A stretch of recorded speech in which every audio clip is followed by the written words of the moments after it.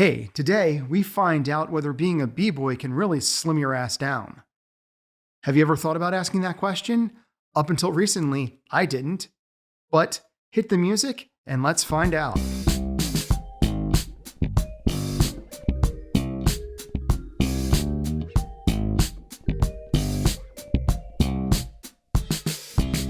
Joining me today is a filmmaker, a friend, a former member of the Marines, and an all-around good guy.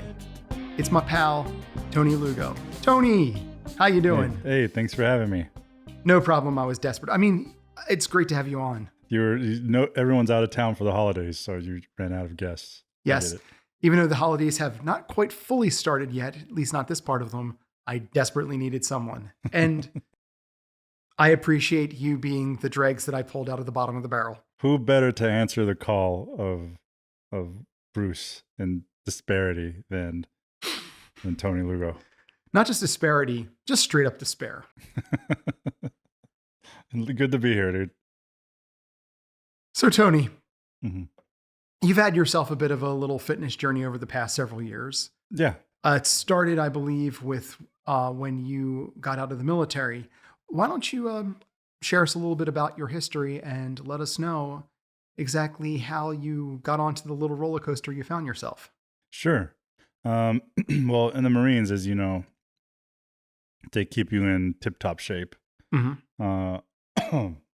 And when I got out, I didn't have that. I didn't have that.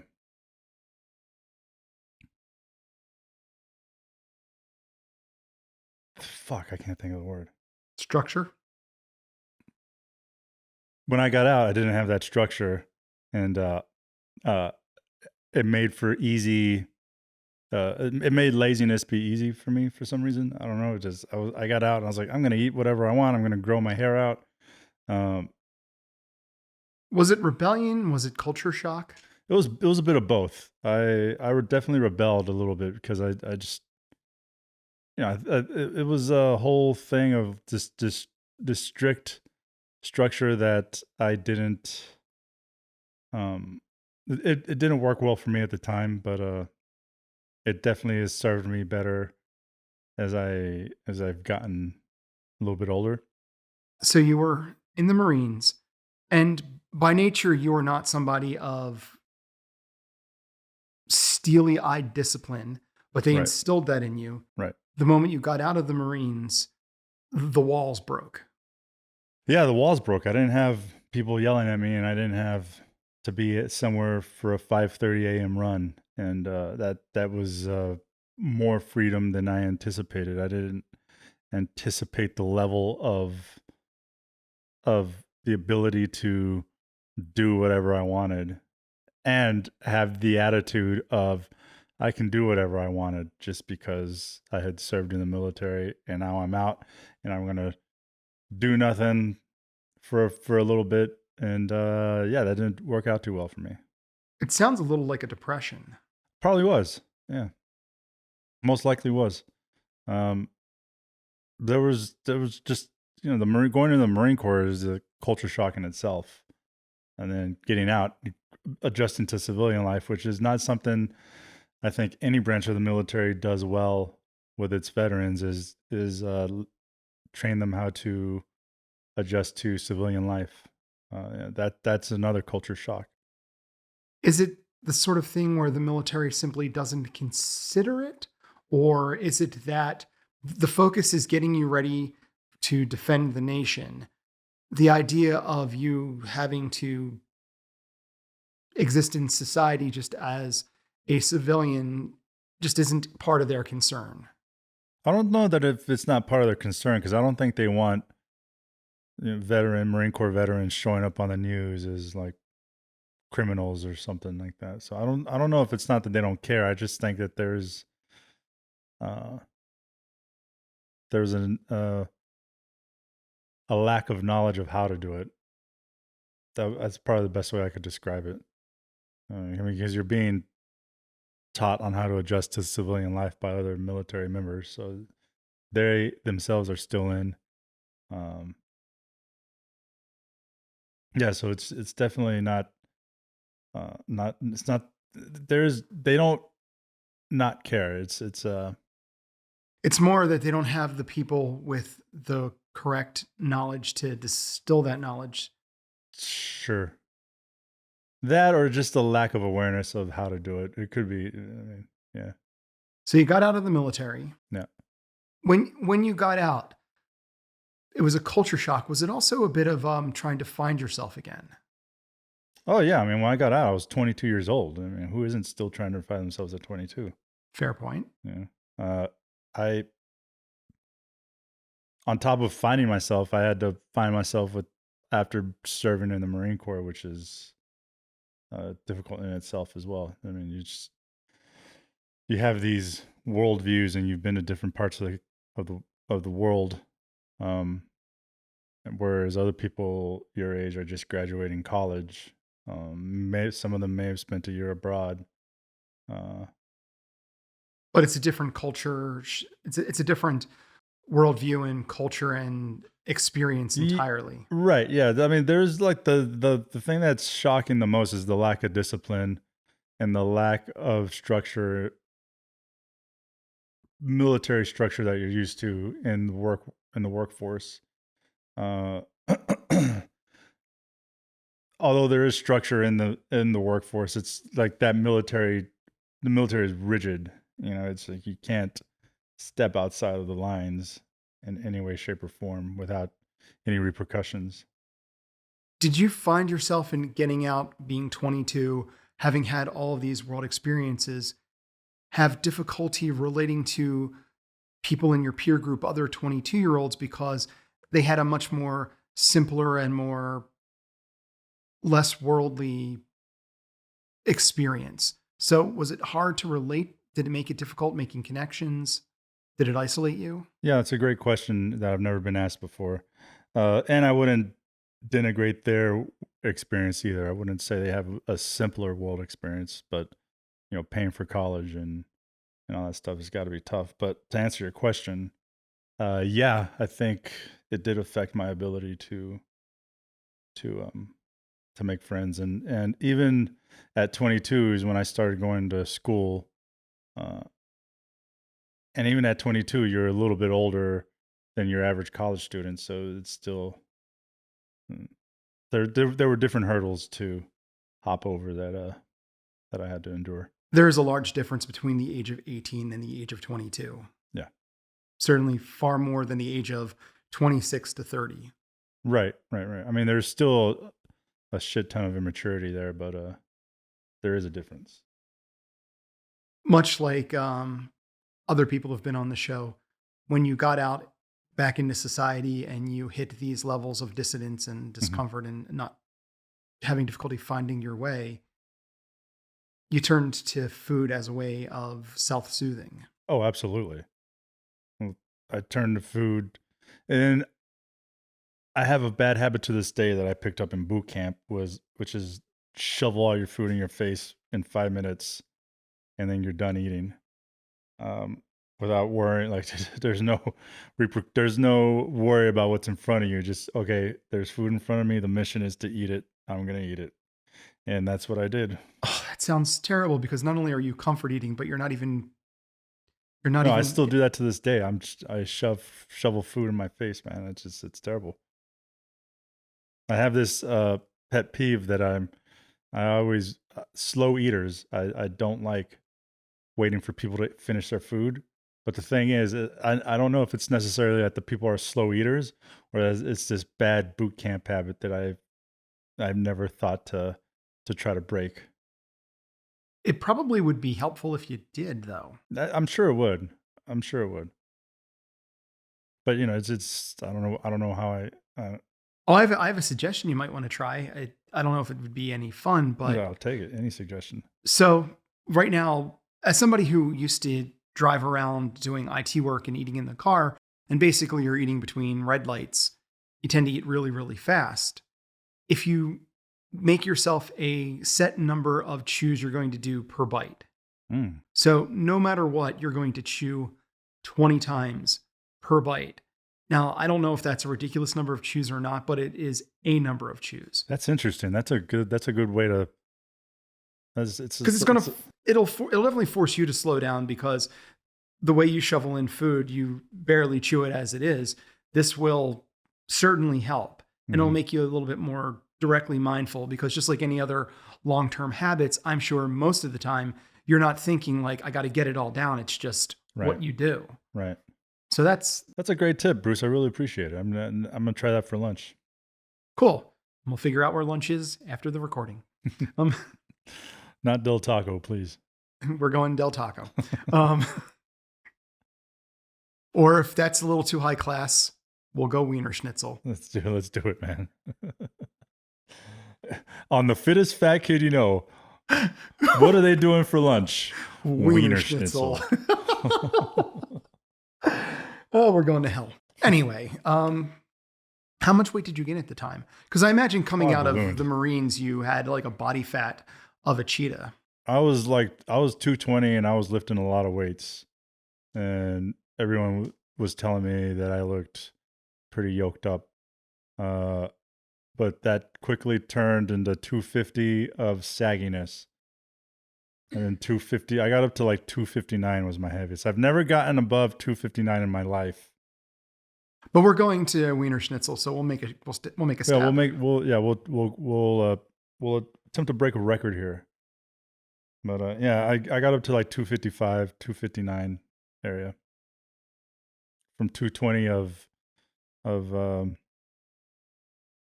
I wouldn't say solid rock, but I lifted a lot.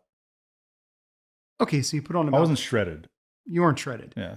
And then you put on 30 pounds worth of butter store. 20 to almost 40, yeah. Of eating. And I went home, I got out and I went and lived with my mom.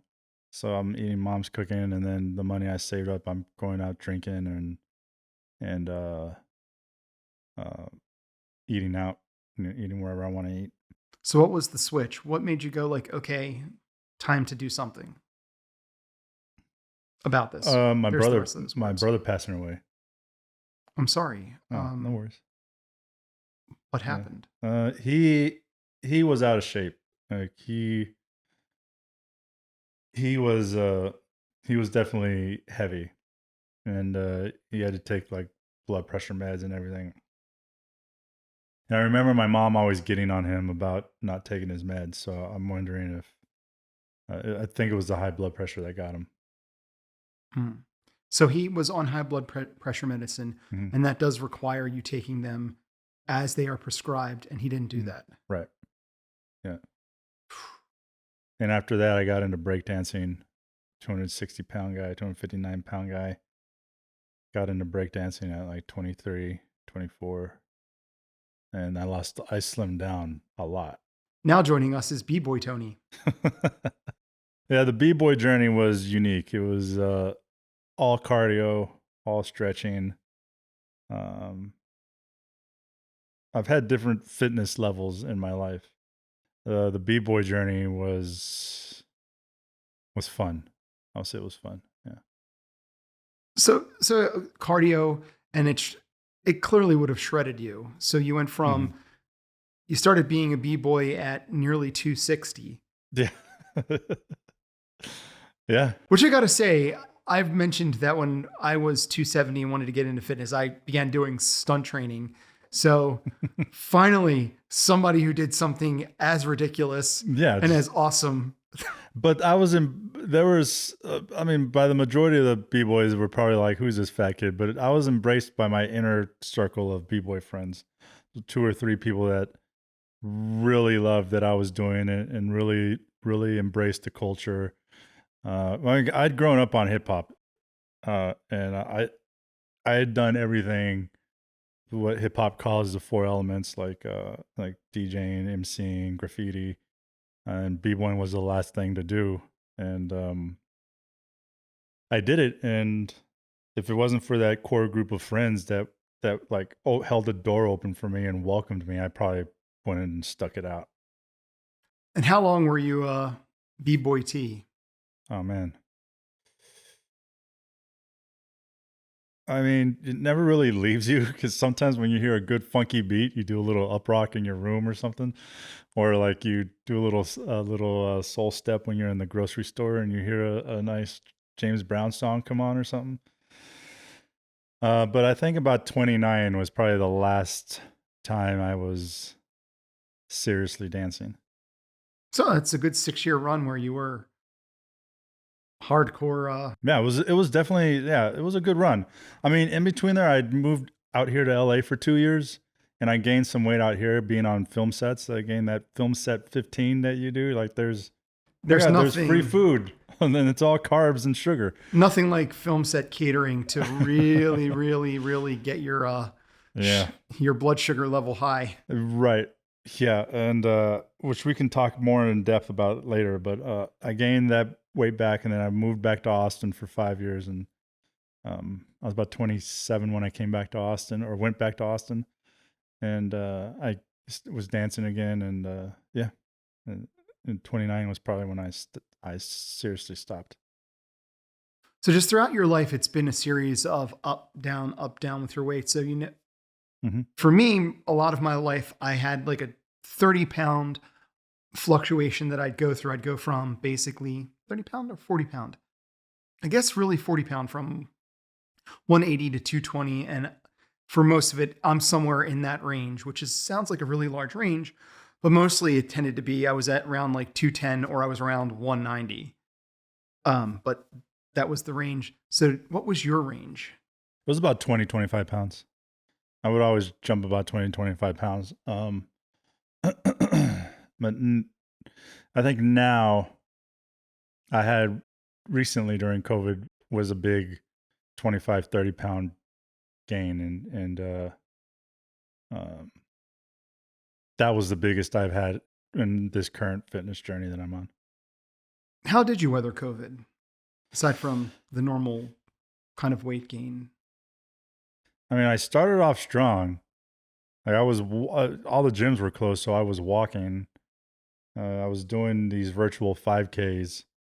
And what happens with me is I tend to move, from place to place, as you do when you live in Los Angeles. You stay at one place for a year and then move to another place. And when I move, that's when problems happen because I'm setting myself back up, and I get out of the routine. And the excuse, which is a great excuse, is I'm making myself I'm making this new place home, and I got to get used to that and start my routine over from there. So when I was doing that, when you do that, it's you find yourself falling. At least I found myself falling off the routine, and I was further away from the gym I wanted to go to. And even though I had a gym membership, it was the thought was, well, I want to go to this gym, but I'm too far from that gym, so I'll just do a walk today. And then you start taking more and more days in between walks as you're trying to get yourself adjusted to your new life and your new place. So I tend to fall off when I move. How long does these fall offs usually last? Few months. Definitely lasts a few months. It's very annoying. I I hate doing it, and I know it's happening. The last time it happened, I was kind of unaware because I was going on a couple walks a week, and I was eating relatively healthy, but I was staying at home, working from home most of the time. So there was a weight gain that I didn't feel was happening because I still felt healthy, and my endurance was still there. Like I could still, jog a little bit and not get winded, or climb up a flight of steps and not feel like I needed to sit down or something. So luckily my strength was still there, but the weight gain was, I didn't see it till someone took a photo of me, and I was like, Jesus Christ, man. And these cycles when you decide, okay, I'm at the I'm back up 20, 30 pounds. Time to time to get focused again. What are the steps you take to get focused? Oh, I dive in. Luckily, this time around, you and I both know we go to the same gym. this time around, there is a good community there that embraces you, and it's like, come on back. And when you come back, that you hit it hard, and they don't let you do it any other way. They're like, you're here to train, and you're gonna train. If you don't want to, I mean, you're welcome to go to any other gym, but we're here to work hard. And they embrace you, and they don't do it. They're not strict. They're not strict about it, but you kind of feel like if you're not working out hard at that gym, that you're not using it to its full potential. And yeah. Yeah, since I'm one of the maniacs, it's like I never find myself in the situation of even having to have the conversation, but there definitely is an undercurrent of being serious. Yeah, it's a serious place. You go there if you really want to work hard and train hard. What do you do for diet? I have a relatively strict diet. I normally eat.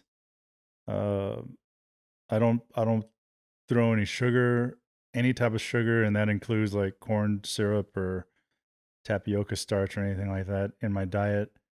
I try to stay away from white rice, white potatoes.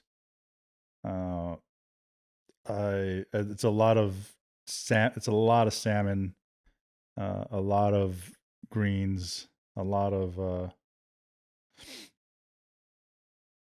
it's a lot of I eat a lot of oatmeal, um, and lots of decaf.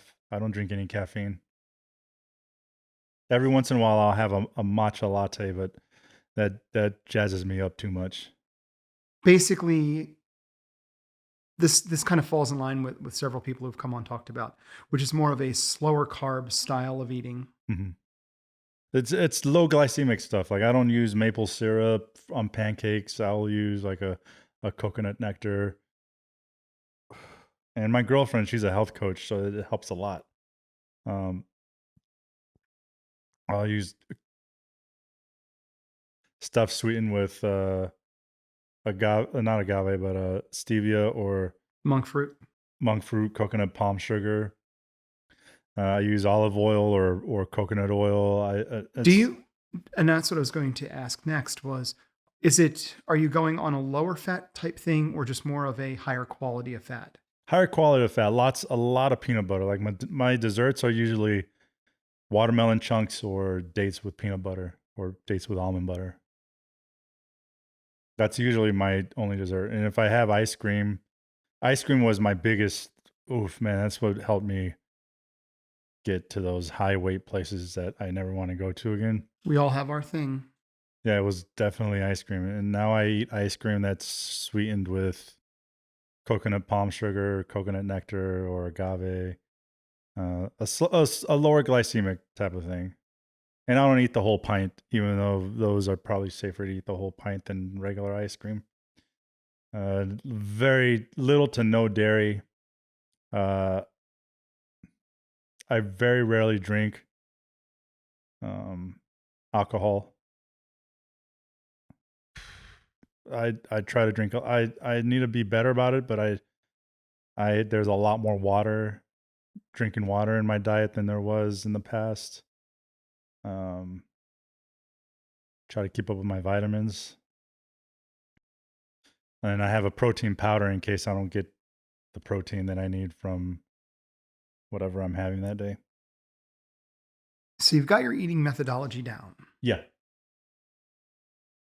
Your breaks in the past were built either towards a disruption of your routine or depression, but mostly disruption of your routine. Yeah, I mean, there was some serious depression in there. Yeah, there was definitely some depression in there. Do you still find yourself dealing with the ramifications of having once been military?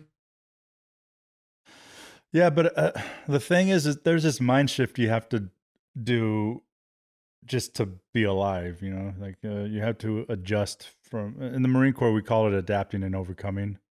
So you really have to adapt to your environment or I mean, that's nature. You have to adapt to where you're at, or it will not bode well for you. Um, but yeah, I do still deal with the ramifications, but I try to steer that into the discipline of exercise and diet. And by that I mean like when I feel like that military mindset come in, and then I want to judge the world because they weren't there, man. Then then I try to steer it into a direction of focus on positive things for my body and for my mind. I've gotten into yoga, actually, believe it or not. Yoga can be a very good thing. It's very, though I have to admit, when I did yoga, when I do yoga, it's more based off of DDP's version. So, That's great. I've done that before. it is fun though. Bang. Yeah. Bang. And also like naming things so that you don't feel funny saying them. Right. Broken table. You don't feel that weird saying like, all right, I'm now doing the broken table. Cause I don't know what a vinyasa is. Um, but I can relax. Uh, Well, it's what's unique is you start to realize how important when you're in like when you're coming along in your fitness journey, you start to realize just how important things like flexibility and hydration and movement are, like in your exercises. And you don't always want to just do um a static weight routine. Sometimes you gotta let the body do what it's made to do, and that's move around. And I think biologically we're still those nomadic creatures that are used to hunting for our food and not eating every so often. But because it's so prevalent that we kind of just get lazy, and that's probably a poor way to phrase it. But we I think what you're building towards there is the fact that it is not biologically usual for us to have humongous warehouses of readily available, right. pre broken down, basically partially digested food available to us 24/7, however we want it, Hmm.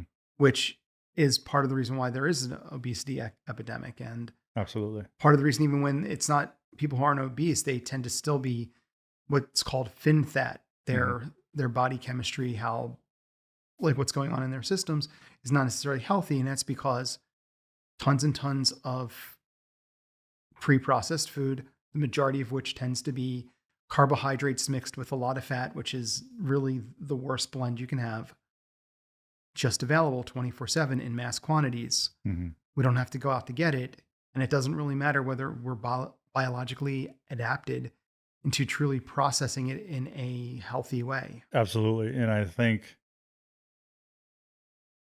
the obesity on top of that, on top of us ignoring what we are used to biologically or through evolution, whatever you want to call it, is leads to a bunch of overweight, depressed people ignoring instincts that nature put into us, spent millions of years putting into us. You know, That's why shop on the perimeters. Don't go into the aisles. Don't buy boxed food. the benefits of dating a health coach is she taught me how to read labels and taught me what are the things they put in there that doesn't necessarily say sugar or raw sugar, But our sugar. but it's sugar. It'll turn into sugar immediately into your body, and it'll spike your blood sugar, and you'll crash, and then your body will be out of whack. So aside from diet, Hmm. you had mentioned that early getting out of the Marines, you got yourself jacked up, not necessarily shredded, because first you were putting on the muscle, and then Hmm. after you put on the muscle, you put on the fat just to make sure that the muscle was all nice and warm. Yeah, absolutely. I mean, it gets cold in the winter, Does. so you need to pack on the weight in the spring, summer, and fall. Well, and you did mention you were doing yoga, but really, what was your routine? What when you work out, how do you like to work out? What is I your jam? I have a very focused workout, whether it's in the weight room or even if I'm just going for a walk. It's very, very focused. Uh, and sometimes it's hard for me to bring people along with me, uh, just because the level of focus needed, they'll feel neglected if they're not up to that level of focus, you know? Like if you're walking with somebody and they like to stop and look at pretty houses, I can't uh I can't walk with you if you keep stopping to look at the scenery, because I need to keep my heart rate up or something. But I'll do things like offer, hey, if you go on this walk with me, you've got to go on this walk with me. And if you want to look at the scenery, I'll go on a second walk with you later where it's more slow, or The we're able a casual, more like casual we're walk. hanging out. Right, exactly. But when it's a workout, it's an extreme focus. I talk to myself a lot. Um, I try to be my own hype person just because not many people know the level of focus that you need to be at to that I feel I need to be at just to be able to get a good workout in. I don't know if it's detrimental mentally, but it helps me in the physicality of it all. Well, when we worked out, one of the things, because we worked out a few times Mhm. at Eric's place at this gym, did some boxing workouts. You're one of the few people I've managed to punch in the face. Um, I'm glad. I'm glad too. Am I one of the few, or am I the only one? No, I've popped Scott a couple times. Oh, okay. So I'm happy. Of course, it's not exactly as if created some feat. You guys just got a little bit like as I was going at it, a little bit more relaxed than you should have at that moment. And it's not like you guys were throwing at me, because if you did, then there would have been no popping in the face. There would have been me on the ground going, "Where's my mom?" That's another thing I didn't mention. I was a boxer. I boxed for a little bit too. That was part of my journey. I had a couple fights. In the ring as opposed to in the supermarket where he's had his other fights. Right, in the ring, not in a parking lot trying to get toilet paper at the beginning of an impending pandemic. Yeah. But going back to, you would talk to yourself, and occasionally I'd get a little bit concerned because it would be like it'd be kind of like this negative mindset, which I'm not. I'm very much. It didn't seem to be the way I would want you to talk. Right. It would not be the way I would want you to talk about yourself. I have to hype myself up, it might be the Marine Corps. It's like, come on, you fucking bitch, do this, you little whiny bitch. Or it's like something like, you fucking dumbass, get it done, dude. Right. And as somebody who didn't have that background, I didn't see it that way. Just that you're talking nasty to yourself. And it's sort of like, that's not the way to do that. I didn't connect it until this moment, you stating it clearly that, okay, this is more of a reflection of your basic training as opposed to this kind of negative feelings you have toward yourself, because you do have negative feelings toward yourself. And sometimes it has been. Absolutely. Yeah, no, absolutely. I think hearing you say that now, there's this thing in my head that I have to be my own drill instructor in order to get my fitness done, I never connected that, but maybe that's what I'm doing, is I'm just being my own DI, yelling in my ear and telling me, get through it, you maggot, Something interesting. because that's how the Marines build you up. They break you all the way down and they build you up through that type of, I don't know how it is now, but that is how they built me up, was how they built us up back then, was an extreme stress fueled yell fest, physical, demeaning exposure to what being a Marine is. Yeah. And again, because I didn't have that background, it's very much, and knowing, and having had known of some of the issues you had. It just sounded like a reflection of those issues, of that kind of feeling of, self-loathing. There is self-loathing there, and I am really, as I think a lot of people are, I am really, really hard on myself. And I'm probably unjustly hard on myself, unfairly hard. But when it comes to fitness, that's how I need to get through it. Telling myself, because at the end of a workout, it feels fucking great, but during it, it fucking sucks. Like why are you lifting heavy things? You're only going to put it back down. You're only going to put it back down. Why are you getting your heart rate going fast uphill when you could be sitting down watching Disney Plus, But I think it's a way to psych myself out of getting through it. And another thing I do is I wear headphones when I work out, but I don't listen to music. I don't know what that is. I don't know why I do that. Are you not listening to anything? You're just blocking I'm not out listening your to ears? anything. They're just in. Huh, interesting. Yeah. No podcast, no music, no old radio commercials, nothing. Just because at the gym, certainly at Eric's, there's always music in the background, and it can be amusing because occasionally it's yacht rock, and you've not worked out hard unless you're really, really trying to break your bench press record to Christopher Cross's Sailing. Let me tell you this: you do not know what working out is. You don't know intensity until you're working out to sailing. Yep. Or Air Supply. It's it's insane. It's that or it's EDM, and neither of which fit me. So no, there's no in between. You're right. It's either like 70s yacht rock or EDM. There's no like in between, and it's always whatever their high paying client wants to listen to or something. Whoever's in the gym that day.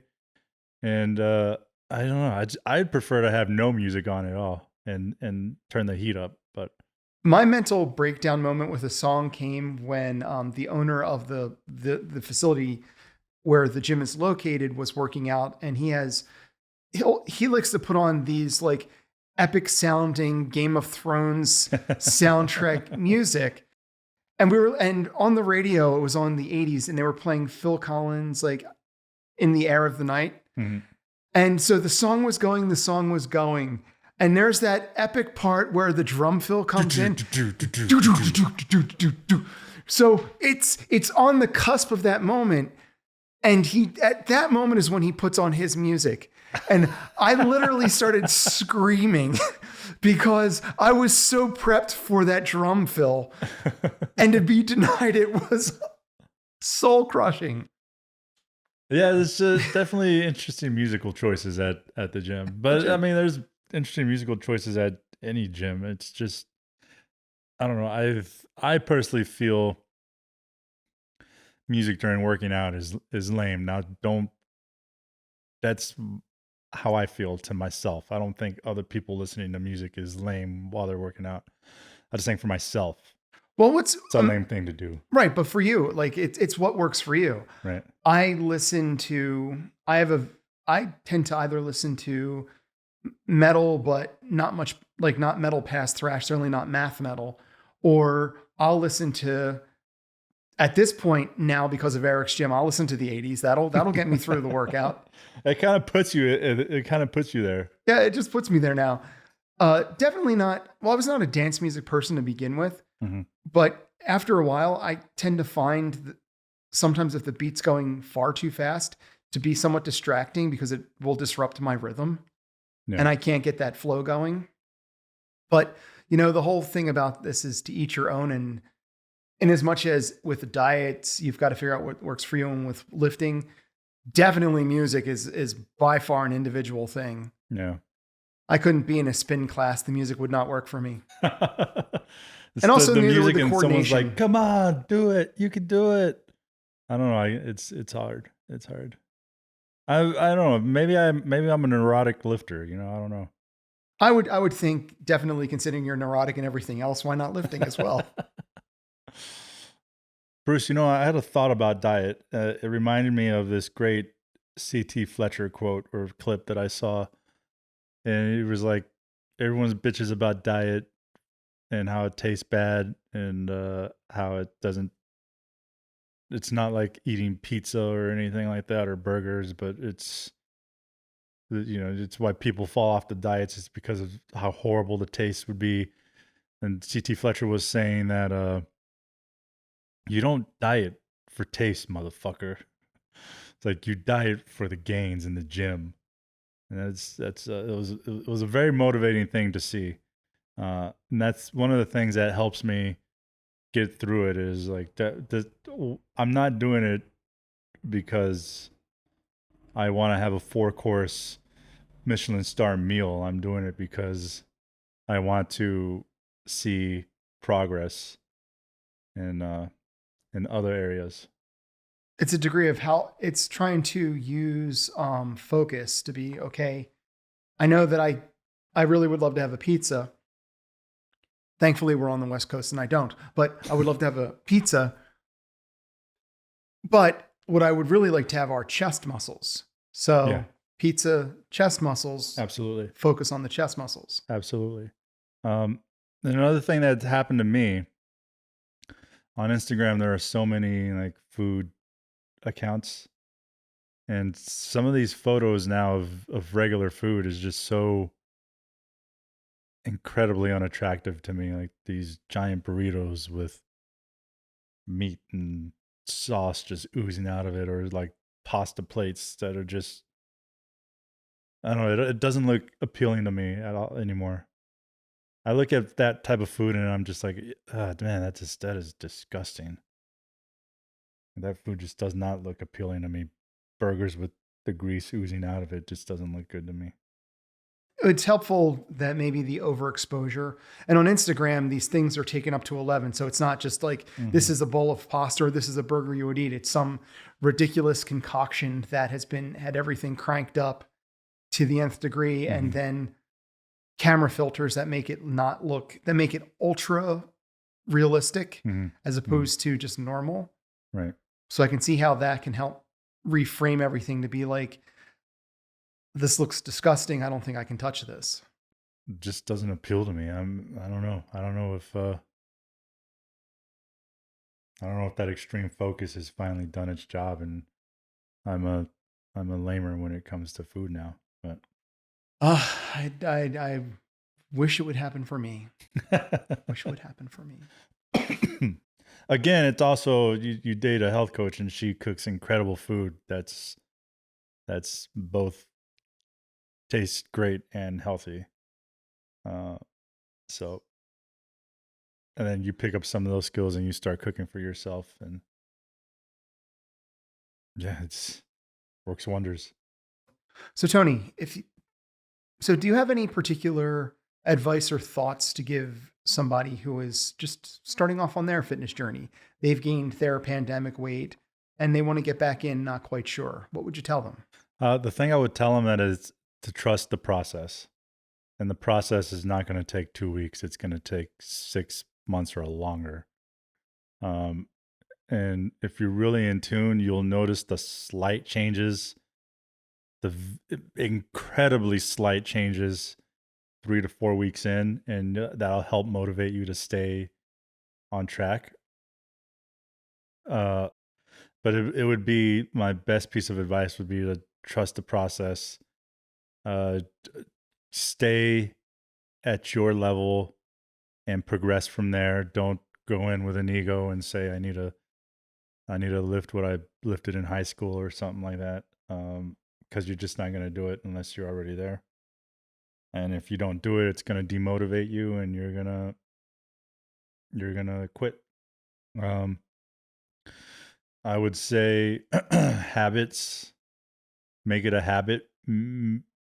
You're going to hate it for a while, but eventually you'll find yourself going through a day where you missed a workout and you hate that you missed a workout. Like your body is telling you that you need to do something. So you end up going for a walk, or you end up just making up for it by eating a healthier dinner. And hydrate eat right, hydrate some more, and just if you don't have that laser focus in the gym, just try to make it a habit. Just practice it, because practice makes perfect. Cool. So Tony, where can people find you when they're not finding you here?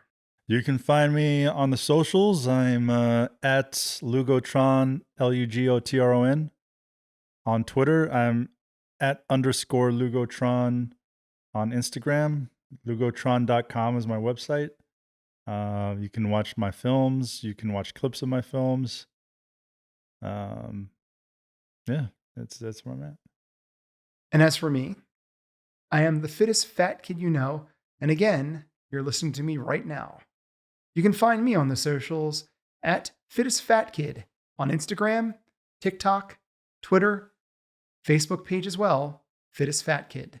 If you've got a question, concern, if you have a dietary issue that you need to get advice on, but you don't know who to ask, you can ask me. And you can ask me at hittestfatkid.com. At some point, there will be a website. I'm guessing when this comes out, there probably still won't be. But when it is there, when it does finally exist, when it ceases to be a myth, it will be at www.fittestfatkid.com. If you're enjoying the podcast, subscribe, leave a like, leave a comment, or whatever you can do on the platform you're listening it on. But no matter who you are, no matter where you are, hold yourself accountable, but do it with kindness and understanding. And I'll talk to you next week.